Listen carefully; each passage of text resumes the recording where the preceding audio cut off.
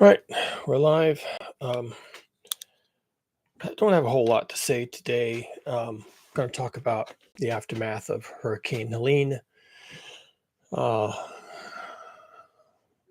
Welcome to the channel. Welcome back. Um, if you've been here before, and what we talk about is global heating. I'm not a weatherman. I mean, we're all becoming weather people, right? Have you noticed that? Have you noticed the proliferation of weather-related channels on YouTube? uh, there's a lot of weather to talk about. Now, there you could say, no, there's always weather, right? Every season has its weather. Some seasons are more interesting than others. Some areas have more interesting weather compared to other areas. Um, but there's a reason why there's this huge proliferation of weather people on YouTube, and a lot of them are there because of disasters. So they're either there deliberately to what do you want to call follow, broadcast, talk about, podcast, live cast disasters, tornado outbreaks, hurricanes, what do they call it? Severe weather, things like that. Or they're just telling you about the weather, but everyone's really interested in the weather. People are just very interested in the weather. And, you know, okay, we're always interested in the weather, but most of the time it was just, you got the daily paper, you before you set the paper down for the end of the day and went to eat dinner, you would check the weather, right? You go to the weather section, whatever it was, near the comics or someplace, and you would check the weather and see whether you need to take an umbrella tomorrow, whether you should, if it's going to be enough snow, maybe you should plan on staying home or whatever. So, but now the weather has become a big deal. And maybe you've noticed that. So, a couple of disconnected thoughts. The weather, the weather has always been driven by gradients set up in the Earth dynamic system between things like, well, mostly temperature, but also pressure, which is driven by temperature, but nevertheless, uh, pressure differentials, temperature differentials, landscape features like mountains, the Great Lakes make their own weather, for example, big features, and of course, oceans can't rule those out. Those are the big weather drivers. And if you live in California and you spent much time here and you've been through a few seasons, you notice that the ocean is the source of and really drives most of our weather. Uh, Even if our weather comes from Alaska, it first passes over the Pacific Ocean before it gets here. So uh, there is a major land feature on the planet Earth called the Gulf of Mexico, visible from space. It's really big. It's got a lot of water in it. It's seawater. Uh, and it's sort of a like it's shaped a little bit like a gigantic bay, and bays generally have the principle that they trap water. And when you have a bay and it's trapping some water and it's hot, that water tends to get really hot. So it turns out that the Gulf of Mexico is a big driver of weather for North America, principally Mexico and the United States of America, and of the United States, principally what we call the Gulf states and the eastern seaboard. And unless you've been living under a rock, you know what I'm talking about. Um, so we've had a very interesting hurricane season. Interesting in that we're not getting hurricanes hardly at all. I can't even think. Maybe there's been one, but I can't really think of any really significant ones that came from Africa, which is where most of the hurricanes that hit North America come from. They originate off of the west coast of Africa. They travel across the warm South Atlantic, gathering speed, and then by the time they get to the Caribbean islands, Cuba, and the United States, they're pretty well developed, right? And that has gotten people into the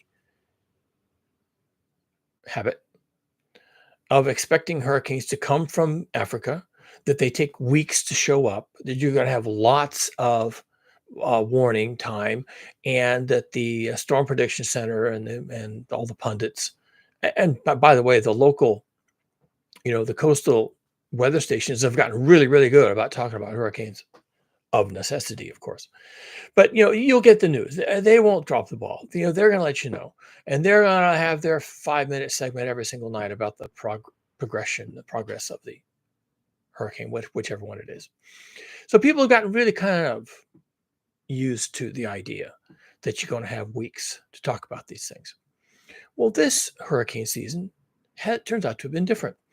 It was being forecast as a major hurricane season based on the amount of heat being stored up in the oceans, because that's where hurricanes get their energy to do their spinny thing. Spinning takes a lot of energy. You can't make air spin. And so where are all these hurricanes coming from? How is that all happening? Well, yeah, there's energy in the water and it steals the energy. Hurricanes are heat engines. I was going to do this video on heat engines, but I'm not really up to it right now. It's science, and I don't feel like science right now. I just feel like talking about what's happening in the world. So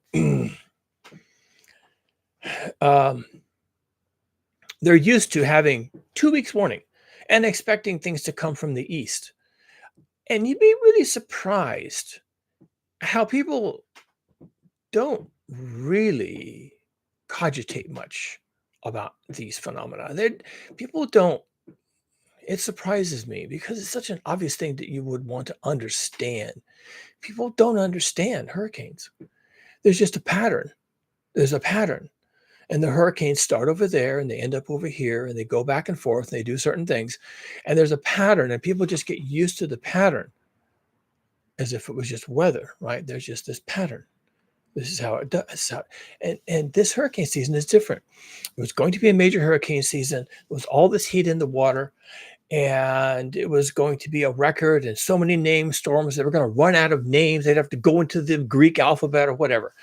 You know the drill. And but we haven't gotten any real significant hurricanes from Africa. Now, they could still happen, right? But people are really kind of scratching their heads like, wow, what's going on? I heard one mention that global heating is actually causing things to be ineffective coming from Africa. The storms aren't spinning up. The storms aren't being created. They're not able to traverse the Atlantic, and they're just not showing up. But there's another thing that is happening that hasn't gotten any discussion, and I think it's got people completely blindsided. And that is we've gotten some very significant hurricanes, several of them back to back from our backyard, the Gulf of Mexico. Hurricane Helene is only the most recent. There's been several others before that. And there's another one as I make this video a few days after Hurricane Helene made landfall and completely destroyed the U.S. Southeast. And more on that in a minute. There's a new one spinning up in exactly the same place that Hurricane Helene spun up. I mean, it's like when I saw the weather map, talking about, oh, we have a hurricane brewing in the below the Yucatan Peninsula. I said, how did I get into 2-week-old news? And I was like looking at date, and the date stamp on the video was like 2 hours ago. 2 hours ago, and then I had to back up. I was like, wait, there's another one. There's another one coming from exactly the same space. And the guy who was talking about this phenomenon, he even had to say, and there's less heat in the water right now because Hurricane Helene, which is a heat engine, has stolen some of it. So we don't expect this to spin up. And I'm like, yeah, that's right. We just had this exact same discussion in this exact same spot 2 weeks ago, or maybe more like a week ago, because one of the things that happened with Hurricane Helene is it came out of nowhere and it didn't waste any time. I did a mockumentary, sort of a radio drama, except it was on YouTube, about exactly that scenario. End of August, I guess. And I put a lot of thought into it. I didn't script it. I'm not an actor. It wasn't that great. But what was crazy about it is the exact scenario that I put in my mockumentary was exactly what Hurricane Helene did 3 weeks later, with almost exactly the same results. In my mockumentary, the hurricane was about 2 categories more powerful. But turns out it doesn't really need to be. These hurricanes coming out of the Gulf of Mexico are coming out of nowhere. And that's the key to this. That's the key to this. If it came from Africa and it came across the Atlantic and people were looking at the noodle charts and looking at the cone of uncertainty and studying the whatever, the barometric pressure, then they'd be ready for it. They'd have time to board up their windows and nail their doors and put the sandbags in front of the garage, and they'd have time, right? And they'd have a warning. It'd be and more importantly, it would be a warning that they could comprehend, they could understand, because people don't think about these things. They don't. You think about them. You think the weather people are thinking about this stuff. They're not. They're reporting it. Okay. And people listen with half of one ear because it's weather. And who really cares, right? Is it going to rain tomorrow or not? All right, I'm done on to watching sports. So Hurricane Helene came out of nowhere. It wasted no time doing it. It was a nothing storm. They kept talking about it. It was really kind of funny in a way. I mean, I trust these guys. I know how this shit works. They were looking at this disorganized mass of clouds and they were saying, "Oh yeah, this is going to be a big problem." The Storm Prediction Center's got all their eyes glued on this thing. It's this massive cloud's not even rotating. It's over here, it's over there, and with the Storm Prediction Center, they're really worried about this one. I'm like, okay, let's see what happens. And sure enough, it crossed into the Gulf of Mexico, and it's this putsy thing, and all these disorganized clouds, not even rotating much. And they're like, oh, yeah, this is going to be a category 2 or 3. And you know what people are doing? They're watching this stuff, and they're saying, what? Storms like this come from Africa, and they hit the eastern side of Florida, or they pass the tip of Florida through the Keys, and they go in and they take out Galveston. Uh, Gulf of Mexico hurricanes are just nothing. They never happen. They never go anywhere. They always die. If they go anywhere at all, they go to Texas, or Mexico. Who really cares? And you know what people are doing all the time, that the weather people are like getting increasingly hysterical about this thing. And it's just this disorganized mass of clouds. It doesn't look like anything. It's not coming from Africa. And it's like it's in the Gulf of Mexico. It's just going to go to Mexico. It's going to run into the southern tip Corpus Christi of Texas. Who really cares about Corpus Christi? And so they just tune it out. They just tune it out. And then over the course of like 24 hours, it did exactly what the weather people said it was going to do. And if anything, it was worse than the weather people were saying it was going to be. Although there were a few, like Max Velocity on YouTube, who was saying, this thing is going to fuck you up. And I was watching him say that, and he was saying almost exactly those words. You need to take this seriously. And the Storm Prediction Center was saying, this is a life-threatening. There will be a storm surge that cannot be survived. And on and on and on. You know what people are doing? They're looking at this putsy little collection of clouds. It's not even rotating hardly, and there's no eye, and it didn't come from Africa, and it's going to Western Florida. Who cares? Western Florida. Can you even name a city in Western Florida? And then next up the coast is Alabama. Give me a break. Who cares, right? It's not on Eastern Florida. It's not going to interrupt Disneyland, or the cruise ships or anything else, right? So what, the Bahamas? So what do we care? It's Western Florida, like Podunk, Florida. Well, here it came, and it got organized. And I was watching it kind of closely because I just wanted to see it. I wanted to see it because I wrote a story and acted it, and I wanted to see it. How close did I get it 3 weeks earlier? And it did pretty much exactly what they said it was going to do. So now we're in the aftermath of Hurricane Helene. What can I say? Well, for one thing, we're not in the aftermath yet, because the places on the western coast of Florida and in western North Carolina, not northern Western Carolina, western Northern Carolina and Tennessee and Kentucky and South Carolina, and really even parts of Georgia, are so blown to pieces that they can't even get in there to count the bodies. The roads are completely destroyed. I was going to put up some video of some roads being wiped out, but you're not going to get it. You're not going to comprehend it. No one understands this shit. You say, "Oh, it's terrible. We need to send our prayers." You don't get it. You just don't get it. If nobody understands infrastructure, infrastructure is always there. Roads are always there. The road's been there since I was a kid. We used to drive up and down that road all the time. Well, now it's gone, and it's going to stay gone. It's going to stay gone for years. The amount of infrastructure that has been completely annihilated. And I don't mean a landslide that they can push off the road with a blader, okay? I mean the amount of infrastructure just in the roads and bridges that has been completely removed, no evidence that it existed. It's incredible.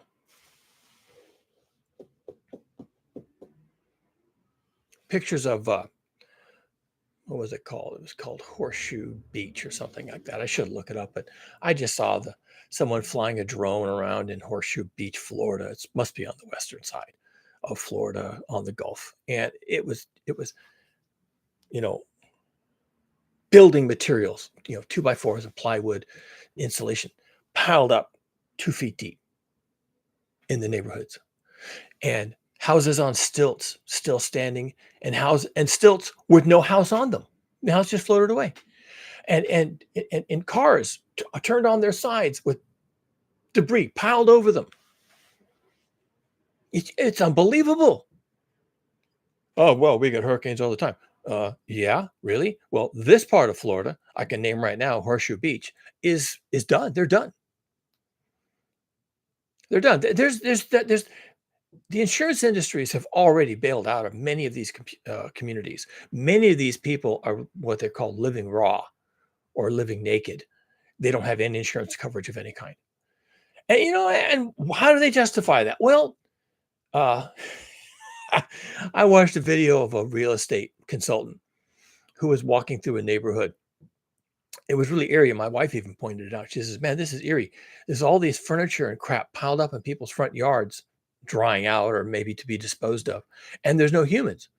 There's cars and trucks parked in driveways and on the road, and there's all these couches and chairs and bedding and mattresses and all this stuff piled out but there's no one there. He's the only person there. There's no one outside. There's no neighbors talking. There's no one out, pulling crap out of their garage. There's no evidence of human beings. And he's walking around live streaming himself and talking about what happened in this community. And his point was this community in west side of Florida, right in the Big Bend area, wherever it was, down around Tampa, someplace. It was a huge swath, the west side of Florida, really all the way down to Key West. A huge swath of the west side of Florida just got pounded. And so he's walking around. He says, "Now, you see this house? This is a White House. So this is a good example. You see that line up halfway up the windows on the outside of the stucco of the house? That line. That's how high the water got. That's how high the water got from the storm surge. So that was salt water." And then he pans. He says, "And this is the for sale sign. This house was for sale, and now it's basically destroyed again." And then he pans across the street, and that house was also for sale. In fact, the storm surge knocked the for sale sign over. And then he showed another house that was for sale with the placard says newly renovated. And he says, the reason why all these houses are for sale, and the reason why that one in particular claims to be newly renovated, is these same houses were destroyed a year ago by a storm surge from a hurricane from the Gulf of Mexico. And they're saying newly renovated. That's because they stripped everything out of it and had to put all new everything in it, including appliances. It was probably done with insurance money, right? And they want out. They don't want their newly renovated house. It's practically a brand new house for them. But these people don't want it. They fixed it up. They got the insurance money. They're putting it on the market. And before they could sell it, bam, they got beat. Hurricane beat them to getting out. They didn't get out. They didn't get out. And he said in the video, he's a real estate guy, so he kind of knows these things, right? The dirty secrets that no one talks about. He says, "Oh yeah, we've had 3 hurricanes come through here, various levels of damage, but Hurricane Helene will be memorable, clearly, but nevertheless, lots of hurricanes that people are wanting out, and they're not going to get out. They can't get out now. They can walk away from their house if they want to, but a lot of these people are living raw, living naked. They don't have insurance, so they were hoping that having fixed the house up and newly remodeled, what else are you going to call it, right? Newly repaired from a hurricane, you're not going to put that on there. Newly remodeled, we're going to, put a lipstick on this pig. And so they're thinking, well, we'll sell it and we'll get out. Meanwhile, property values have fallen. Well, he said 20%, but I think after this, probably 80%. These places, you won't be able to sell them. And in fact, what governments are supposed to do is they're supposed to redline these communities. They will do that if you have like a Superfund site. A Superfund is the government's emergency toxic waste cleanup. And I don't want to hear about your theories about toxic waste. Keep it to yourself, pinhead. There are Superfund sites all across the country. And they will generally, if you don't have children, they'll generally allow you to live in your house near a Superfund site, or if your community has been condemned as too toxic. They'll let you live in your own house, but you can't sell it, and you can't even give it away. You can live in your house until you decide to leave. And when you leave, they tear it down. And nobody can live in that house. That's how they handle it. And that's what's going to happen with the west coast of Florida. These people aren't going to be able to get insurance after this. They just won't. There is a state insurance fund. I think it's called Citizens Insurance. So they're trying to make it sound like a corporation. In California, it's called the FAIR Plan, which doesn't sound like a corporation, but Citizens Insurance sounds like a corporation, right? I have a regular insurance with Citizens Insurance. Well, no, you don't. That's the state subsidized insurance plan, and they're going all out. The rates that people pay are like a tenth of what they would have to pay if a real insurance company came in and said, "Oh, sure, we're happy to sell you insurance. Sure, we'll write you a policy, and we want $10,000 a month. Is that okay?" Okay, so no, it isn't okay. I'm not going to pay $10,000 a month to live in some rural backwater of Florida where there's no services and hurricanes come every other year and knock people's houses down. No, I'm not going to pay you $10,000 a month to live here. So I'm just going to sell my house. And the state of Florida will let them do that. The state of Florida will absolutely let them do that. It's called the greater fool. You just got to find a greater fool. Advertise your house is what the insurance people, the real estate people will do. They won't advertise your house in your community because people just laugh. I'm not going to buy that house. I'm trying to sell my house. I'm trying to get the fuck out of Dodge. Why would I buy your house and keep my house and have 2 of them? This is ridiculous. Right? So they have to advertise these houses in other communities to find a greater fool. All right. They can't even sell these houses to people living anywhere in Florida. So now we're back to what was it in the 40s and the 50s, I guess, called Florida real estate scams, right? Where these real estate developers backed by county government who just really wanted the money, the sales, right? These real estate developers would go to New York and New Jersey and Michigan and sell Florida real estate to greater fools. And if of course, you wouldn't see your real estate. There'd be a full color brochure showing all the developments and the roads and the flying cars and all that crap, right? And you'd buy your Florida real estate sight unseen. It was cheap. It was, $10,000 for a good sized lot. And when I retire, I'm going to take my winnings from my hard work and I'm going to go down there and I'm going to build a nice house on my lot, on my Florida real estate. And if they ever get down there, or the heirs to the estate ever get down there, it's a swamp, 4 feet deep in water, 4 feet deep in water, a swamp, alligators and cottonmouths and the whole things.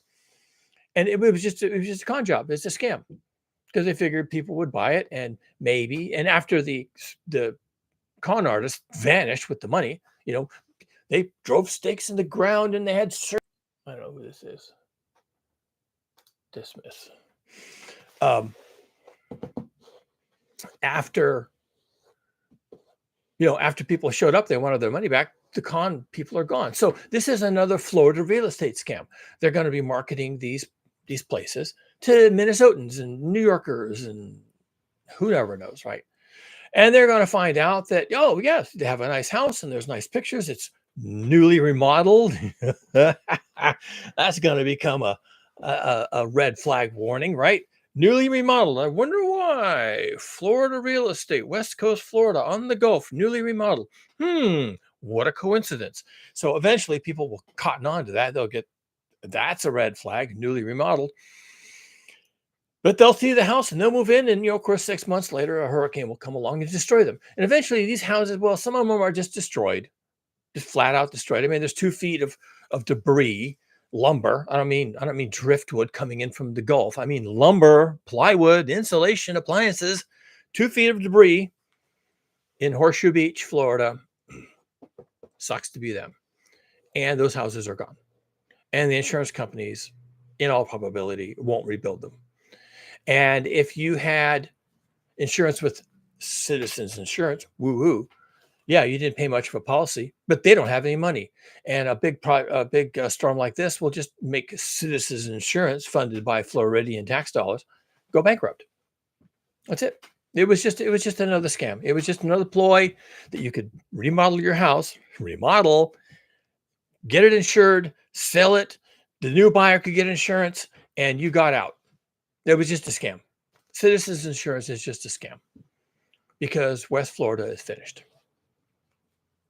It's finished. In a couple of years, everyone will understand that. And in a couple of years, the people in the know will get out, find a greater fool, sell it, probably something of a loss, and they'll be far away before anyone realizes that West Florida is done. And then it will be redlined. Part of Florida, the West Coast, probably maybe part of the East Coast, will be redlined. You can live here if you insist. We recommend you get out. The private insurance companies are not going to sell you insurance. The state is not going to sell you insurance. We're telling you right now, this area is redlined. You can live here. We're not going to take your home. Your home is your castle. That's fine. No need to storm the Capitol. You can live here, but you can't sell. And you can't even give it away. After you, nobody can be here because there's no insurance. And, people can't be put in harm's way just so someone else can profit.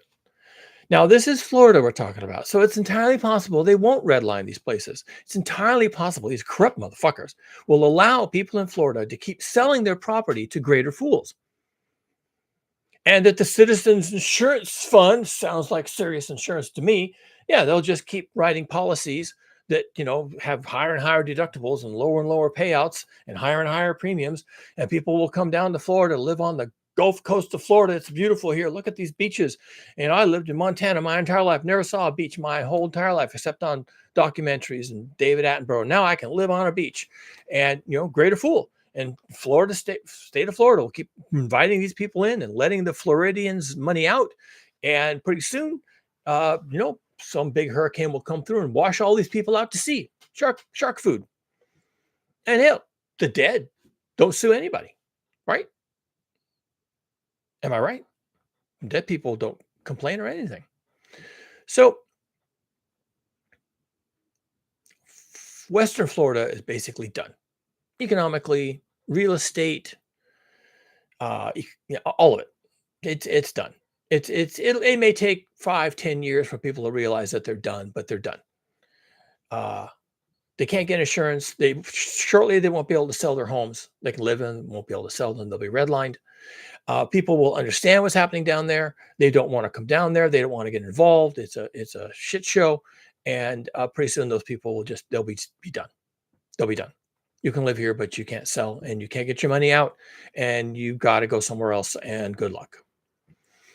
Meanwhile, Hurricane Helene The nothing burger didn't even have an eye until the day before it landed, how could it possibly be a category 4? They're over, they're just flogging this horse, and they're trying to, make this interesting, and the weather is so boring, there's nothing. Meanwhile, that Hurricane Helene, which made landfall as a genuine category 4 hurricane, exactly as predicted, they came ashore with a 12 to 18-foot storm surge, exactly as predicted, that hit exactly where they said it was going to, exactly when they said it would, with 140-mile-an-hour winds, just like a category 4 hurricane.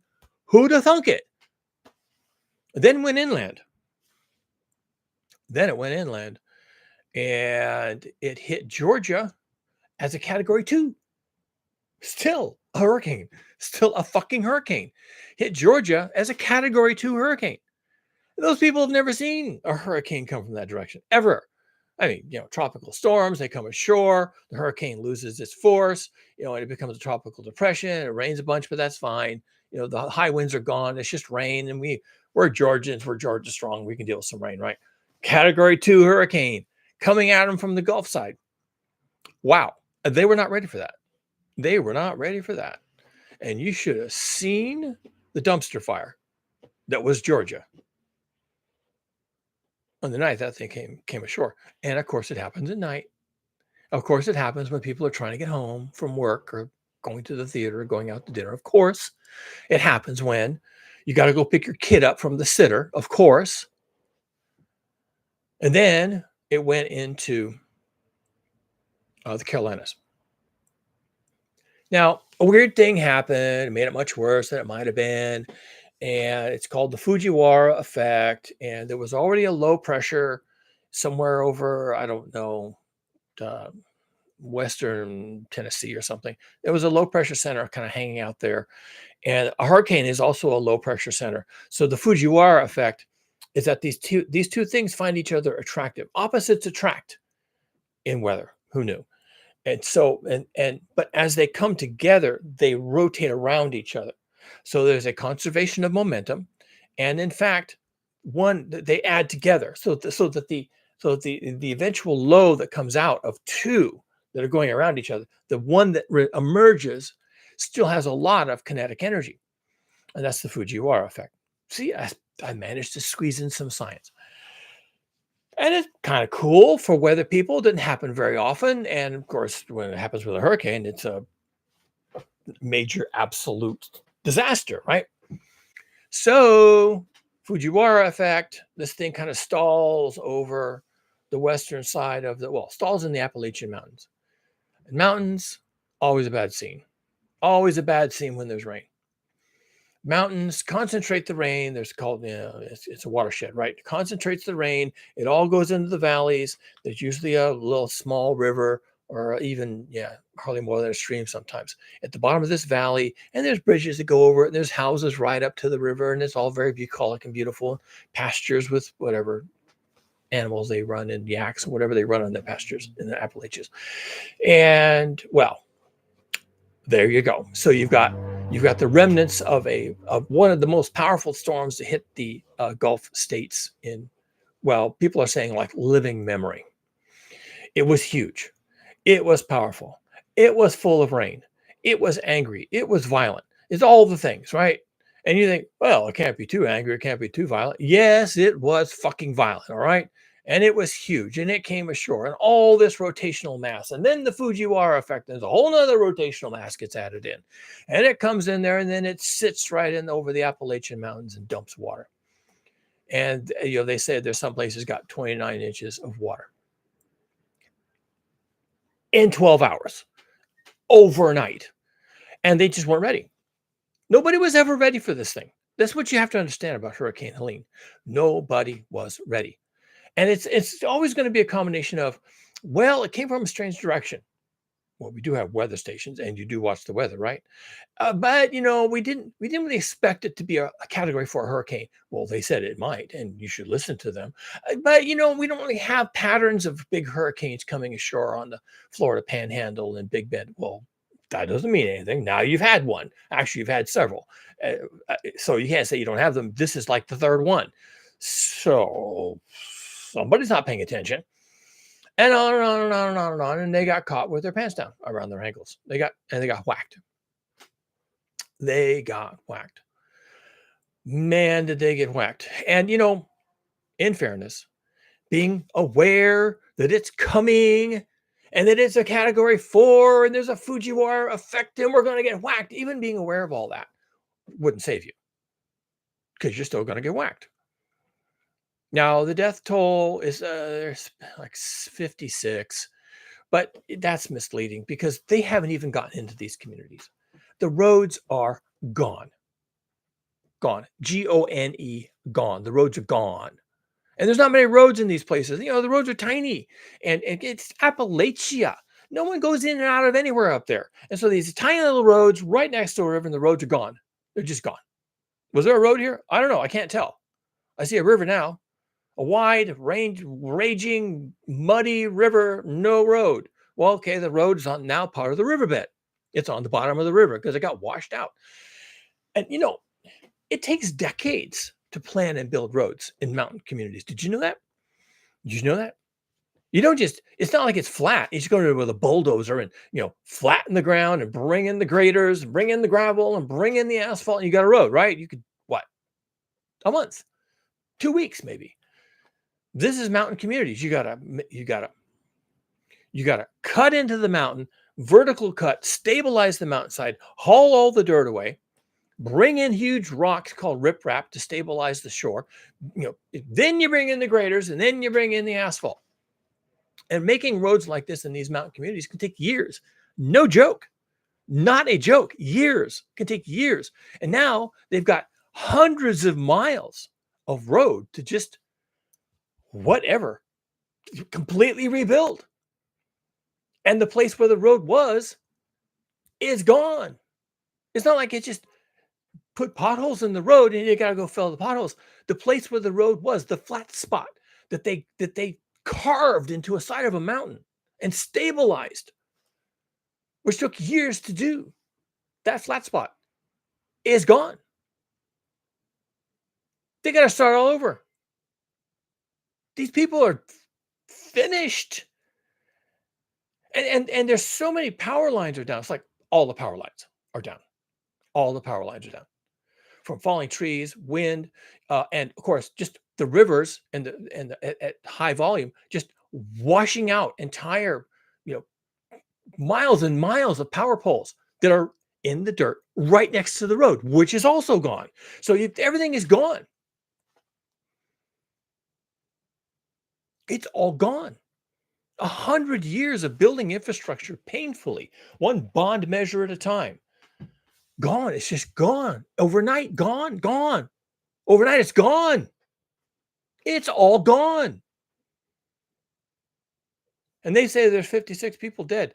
Whew, really? You haven't even gone in there yet. They're going in there with Army helicopters, rescuing people off of roofs. That's what they're doing. They're not sending in troops, National Guard with spray paint to go house to house. For one thing, the houses are gone. In a lot of cases, the houses are just not there anymore. So where's the body that's supposed to be in that house? Fuck, I don't know. Maybe they'll never find these bodies. If it's not still in the house, then it's part of nature now, right? It's it. These people are gone. Their houses are gone. Their roads are gone. Their infrastructure is gone. Maybe there's some cell towers someplace that are still operating, and maybe you get a cell signal. Most of the time, you don't. You don't even get that. They're using SpaceX's Starlink for internet access. They're setting up, of course, command posts using Starlink. And for a lot of these places, being nestled in the mountains, they probably were using wireless internet anyway, because cost a lot of money to run fiber into places like that. So they were always using wireless internet. And they got Starlink, and that probably was a big boost. And now, thankfully, that probably still works because all it needs is electricity. Because the actual internet, you're talking into space to a satellite network up there. So they got Starlink in some places, and but they got no electricity. They're running everything on generators. There's no food, no water. Water everywhere, not a drop to drink. Listening to the mayor of some city, Asheville, possibly talking, which is a big city, talking about how you can't drink the water, the municipal water. It's can't drink it at all, bottled water only, and it'll be months before they repair the water and clean out the lines enough for you to be able to boil the water. All right. So they're a long ways from having water. They have no electrical power. They're calling in line crews, repair crews from all over the lower 48 states. Probably California is going out there. They have so much work to do. It boggles the mind. 100 years of building infrastructure out into these mountain communities, living in mountain canyons, right? They have done for 100 years. They've been pushing electricity out to these communities, and now they have to completely repair 100 years worth of work just getting electricity out, and they've got to do it by tomorrow afternoon because these people can't survive without it. Totally dependent. And of course, they're also totally dependent on the local markets, which, may not have electricity. So all the food is spoiling in the refrigerator cases. And also, once the food is spoiled or once the food has been eaten, they can't get any new food delivered. Why? The roads are gone, as are the service stations, as are the parking lots, as are the Kmarts and the Walmarts and the Walgreens are gone. Gone. It's all gone. And what little is left is now going to be completely overwhelmed by hundreds of thousands of refugees fleeing by any means possible, including army helicopters fleeing into the places that are less affected. And these people are welcome. They've got no money. They've got no job. They've got no home. They're coming. They're refugees. They're climate refugees. Hurricane Helene came from the Gulf of Mexico. Like bombers from another country bombed them, destroyed them, left their communities craters. And they are refugees with nothing. Nothing. Hundreds of thousands of these people getting out as fast as they humanly can. And where are they going to go? And when can they ever return? Months? Are they going to live in hotels on their savings for months? Is FEMA going to go down there and buy everybody a hotel room for months?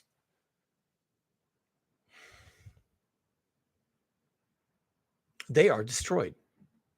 They have been destroyed. I like to try and put dollar figures on these things. And my wife and I'll be watching something, a fire or something, and I'll say, oh, yeah, that's $100 million fire. Oh, yeah, that's a $500 million event. Look at those vineyards being destroyed. Look at those towns. Look at all those tourist attractions. They just flushed $500 million down the toilet in this fire. And once in a while, we get a $1 billion event. And I'll say, oh, wow, that's a big fire to be in Los Angeles. Those are nice homes. That's probably a $1 billion event. And the $1 billion is what would it cost the insurance companies? That's part of it. What does it cost the responders, right? These are people on triple overtime and they're flying over and they got their hoses and this is costing money. And then of course, sometimes the fire engines catch on fire. Those things are expensive. And there's deaths, and that's insurance payouts on life insurance policies. And then some people are going to rebuild. And then all the infrastructure has to be replaced. And then all the retailers have to be invited back. And that takes a long time. And until they return, you're in your car driving an extra 20 miles to try and get food and bottled water, right? Because your water supply doesn't work yet. And so it's just billions and billions. It just piles on. And it's no one group, no one person that says, oh, yeah, I got to write a check. Here, I'm writing a check. Look at this. And there's a bunch of zeros on the end of this number. It's not like that. It's distributed. It's like everything in their environment, including right up to the state, right up to the federal level. Everybody's writing checks in these events, except increasingly the insurance, the private insurance companies from day one out. They're just getting out. They're like, oh, well, if you want to let people live here, then you can insure them. We're out. Bye, Felicia. Right? They're supposed to be making money. They're supposed to be making a profit. They can't make a profit if they're you know, writing out enormous $1 million policies for these Los Angeles homes that are going up in the fires. They want out. Hell, I think it was like 4 or 5 years ago, the insurance companies in California, the insurance industry in California, which is a big insurance industry. The insurance industry in California is so big that it basically has its own economic system, right? It's followed by the Federal Reserve Bank and all that kind of thing. So, in one of the episodes of fires in California that was caused by lightning, which is weather,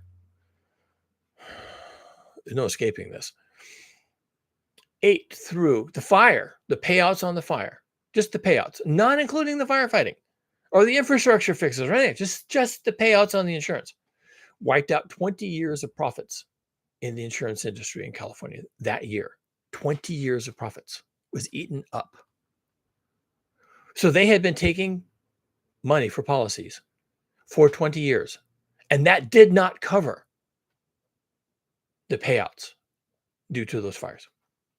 People still remember that fire season. There were like 5,000 fires got started in California, and there ended up being like 200 of them that were being fought almost continuously.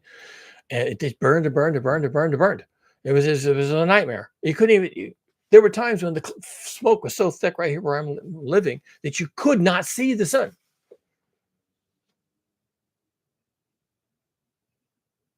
It's crazy. So right now, the U.S. Southeast, because of this one hurricane, following on some others that also came ashore in that same region, but this takes the cake. This U.S. Southeast has been destroyed. Destroyed. You're overstating it. No, I'm not. Funny thing is, we'll never hear about this. I'm very sure the Florida media, which is a bunch of corporations, will be very circumspect in describing any of the destruction on the Florida West Coast, on the Gulf Coast. They're going to be it's all going to be good news pretty soon. Look at the lovely beaches. Look at the cleaned up communities. Why, we're selling real estate here on the west coast of Florida. Look at these lovely beach houses. Why, here's a house on stilts. And here's some stilts without a house. But you could build a house on those stilts if you wanted to, and you could get that lot real cheap right now. And we have an insurance plan just for you called Citizens Insurance. And try, you'll be fine. Come down to Florida, buy the houses, buy the Florida real estate. What could possibly go wrong? No, they're not going to tell you what happened. They're never going to tell you what happened. If the Florida media, the news out of Miami and Tampa and Tallahassee, they're not going to tell you shit. That's going to be an editorial decision from the board. Thou shalt not talk any shit about Florida real estate. We got enough of that from the 50s and the 60s. Thou shalt not, talk shit about Florida real estate. There's too much money involved.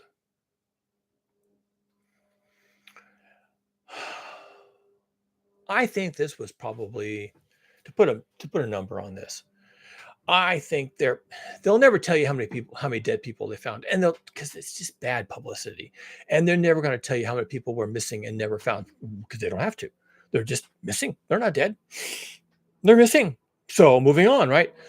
Probably they will have 1,500 deaths, I would think, that they'll eventually admit to. Probably there's 20,000 people actually are considered dead by virtue of being missing. We'll see. Because I'm telling you, they had no idea what was coming. No idea. Walls of water came down those canyons. Walls of water. And everything they touched was blown to rat shit. And as for the cost, just to put it, I don't know. I would say that Florida probably took a $50 billion hit. It's rural-ish Florida, but there's infrastructure. It's going to cost a lot of money. Georgia probably took another 10 billion. And what happened in western and central North Carolina will probably cost $100 billion. No one will ever put a price on this. Like I said, it's just the state writes a check, the FEMA writes a check, insurance industry writes a check. A lot of people volunteer their effort. A lot of people fix their own homes. A lot of people just abandon their homes. There's no cost if you abandon it, right? You just walk away. There's no money involved. Um, so there's just going to be a lot of costs, real and hidden, and just societal cost to society that will never be reported. They'll never add it up. Maybe 20 years from now. But what you know what's going to be happening 20 years from now? I'm just about to sign off. You know what's going to be happening 20 years from now? Actually, 5 years from now? This is going to be happening all the time. All the time. There's another one brewing right now. Exactly where Hurricane Helene gave birth. Okay. Right there where that one was born. There's another one spinning up right now. And the only thing they can say about it is, well, Hurricane Helene stole a lot of that heat energy out of the water. So we have no reason to expect there's going to be a huge hurricane comes out of this. But we don't know. We're in uncharted territory. We don't really know how this works. So we're just going to have to wait and see. And as soon as they say that, people are like, oh, so boring. Not interested. Go watch sports, right? And it'll come out of nowhere. One day it'll just be a disorganized bunch of clouds. There's no heat in the water. That's what they tell me. You can't get a hurricane right after a hurricane is what they tell me. And then 12 hours later, you wake up and you're dead.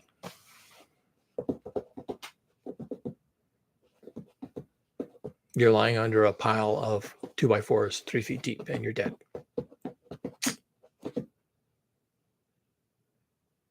That's going to be common. We are in a very bad place vis-a-vis global heating. We are in a very bad place. We have completely screwed the pooch. We are in a very bad place. The place we are is fatal. We are in a fatal cul-de-sac. There's no way out at this point.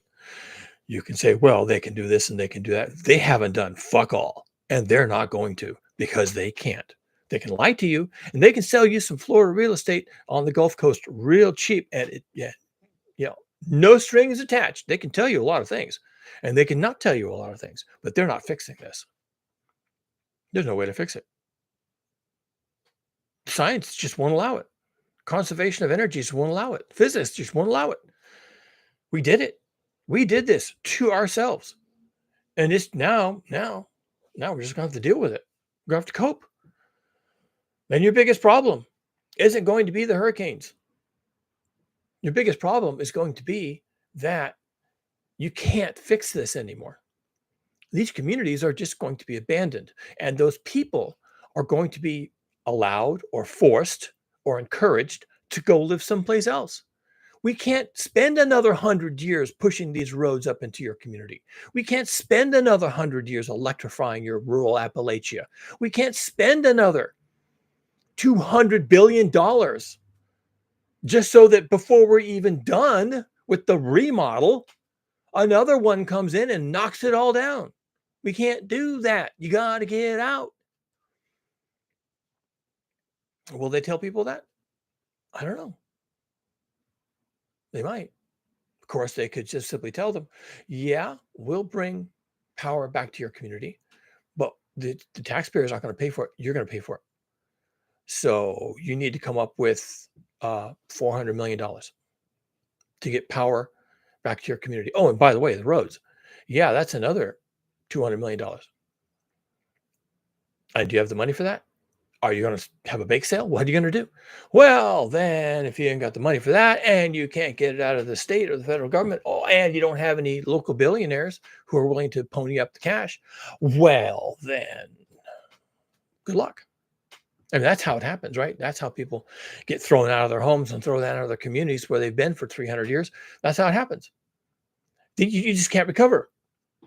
There's no money. There's not enough people. There's not enough technology. They're bringing in line crews from California. What are they driving out in their huge 5-ton trucks? Well, how is this supposed to work?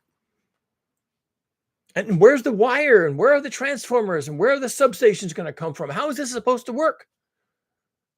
Who's going to bring in the cell phone towers to replace the ones that got washed away? Who's going to relay the natural gas pipelines? How is this supposed to work? How is any of this going to happen? And then how many hundreds of road crews from these same states are going to converge on these Appalachian hills, where people greet them with shotguns? But how many road crews are going to descend on Appalachia to rebuild all of these hundreds of miles of roads that are just gone, gone, gone, gone? You can't get in and out without an Army helicopter. Who's going to do this? Who's going to pay for it? When is it going to happen? How fast can it get done? And at some point, if it can't get done like next week, does it even matter anymore? Get them out. Get them out. Bring in the helicopters. Get them out. Set them up in FEMA housing. Set them up in temporary tents. Get them out. Because we can't fix it. Because it's too broken. That's what we're up against now. That's where this is headed. And there's another one spinning up in the Gulf of Mexico as I speak. Son of a bitch. Son of a bitch. Will they ever understand what hit them? I doubt it. I seriously doubt it. No one's paying attention. No one's paying attention. And if they stop and give it any thought at all, and they come up against climate change, man, they're going to abandon that thought right now. That's a hoax. I've been told climate change is a hoax. Whoop. Double think. I didn't think that thought. I didn't think climate change. This is something else. This is God's will. This is, we have to whatever, pray. We have to, get strong. We have to man up. We're going to fix all this. We're going to come back better than we were. And yeah, climate change. Yeah, I know. I didn't have that thought. In fact, in Florida, that's illegal. So I'm not doing anything that's un-American. We're just going to rebuild. Oh, okay. Right. You're just going to rebuild. Is that it? Isn't that the solution? Yep. We're just going to rebuild. We're going to replace 100 years of infrastructure rollout, and we're going to do it in what, 3-4 weeks? Yep. That's what we're going to do. Yeah. And I hear you can buy some real estate real cheap in Florida on the Gulf Coast. Maybe I'll just take my insurance payout and move to Florida. Yep. Maybe I'll just do that. I heard it's nice down there. Beaches. Houses on stilts, but I don't know why they're on stilts. I guess it's just a thing they do. Yep. Anyway, I'm done. Figure it out, people. Learn how to live without fossil fuels. Be where you need to be with who you need to be with, because shit's going down. It's gotten real. It's going to get more real, and it's going to keep getting real until a bunch of people, well, figure it out, I guess. Or wake up one morning dead under a pile of rubble. Because that's what's happening. I got work to do. Good luck with the weather, people. Pay attention. Start paying attention. Figure out how you're going to live without fossil fuels, because too much more of this. And that's going to be the conversation.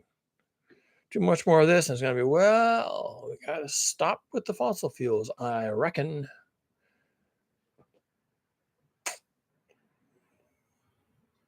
What can I say? Deal with it. Don't forget to like and subscribe. I come back every so often and do this. And sometimes I have fun, and sometimes it's just pissy, right?